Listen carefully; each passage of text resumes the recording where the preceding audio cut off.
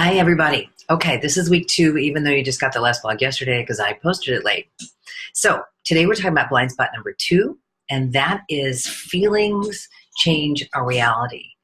And the blind spot is forgetting that or not being aware of it. And this is huge. Now, most of y'all are a slightly more mature crowd, which means that most of y'all know this on a personal level. You get it. You've experienced that when you wake up and stub your toe and go, oh, crap, I'm going to have a bad day. Then, of course, you have one, right? And so you've learned to affect your personal behavior and your personal responses to some degree. What you can't affect is that receiver's personal behavior, personal responses based on their level of maturity and awareness about their feelings. So again, there's yet another filtering going on between what we say and what others hear. And, let me stick to that for a second because there's some science behind this, right? I mean, cortisol goes crazy when we're in a place of fear or doubt, right?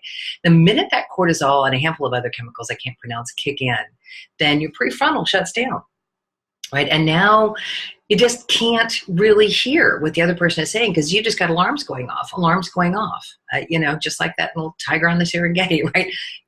Your alarms are saying, run, hide, get away, this hurts. Somehow this hurts.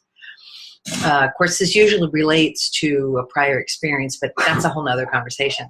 So we get these blind spots about the fact that our feelings are influencing our thought process, and it really is physical and chemical that we become, to a great degree, incapable of sentiently responding, even hearing, much less responding to what others are saying. Now, here's something really interesting because it happens in cultures and not just individuals. And it's not always fear-based. Sometimes we get blind spots about our rightness, right? Like we talked about last week. I'm right, I'm right, I'm right, I'm right. And then we get in a feeling of great confidence and great opinion about ourselves. And so that happy, confident perspective is now blinding our ability to hear and see the other's perspective.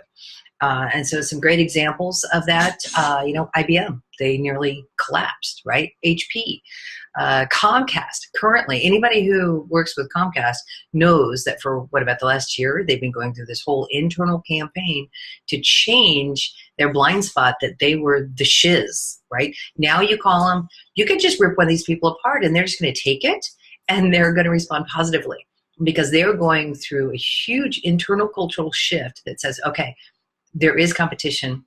We are not the end-all be-all. And so we're going to have to listen to our customers, respond positively to our customers, and put action behind our words so that they start to shift their perspective of us, right? Coca-Cola. Coca-Cola has lost big shares because they had determined that Pepsi could never, ever even remotely come near them. We could go on and on. So this is really all about blind spots on a personal level and a cultural level. It can infiltrate your company.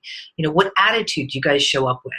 I remember a couple of years back working with one of my clients, trying to figure out why his customer service wasn't up to the par that he knew his people wanted it to be and that he wanted it to be, but he knew was not happening because he was hiring secret shoppers and getting responses that weren't where he knew they could go.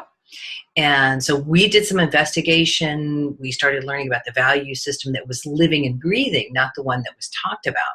And what we learned was that his entire staff was absolutely convinced that their priority was speed. And this left them blind to being polite, being responsive, being in the moment as far as needs and feelings of their patients. And of course, when you're dealing with patients, a lot of times they don't feel very good, do they? So this was compounded by their blind spots at the moment because they felt like crap. So it was creating a really big rub. And so when, as a culture, we decided to realign that value system and the conversation to get those actions where they needed to be, we had to talk about how being fast was not the end game, how that was really valuable element that was in support of, but the primary objective and now the primary cultural conversation was going to be customer service, having the customer leave happy. That became the goal, having the customer leave happy. This created a whole shift in how everybody showed up for work, as you might well imagine. So we could go on and on about this stuff, but at any rate, I want you to just kind of remember that when you're listening and when you're speaking, you and they are having your feelings interpret what you think you hear on a regular basis. And this can really create the filters through which you're able to consume information. And of course, as well as your people. Okay, I'm going to send some supporting articles to go along with this, some from Judith and some from other sources. And I hope you enjoy it. Thank you so much. Have a great day, week, month, and see you next time. You are perfect and amazing just the way you are. So keep being that way.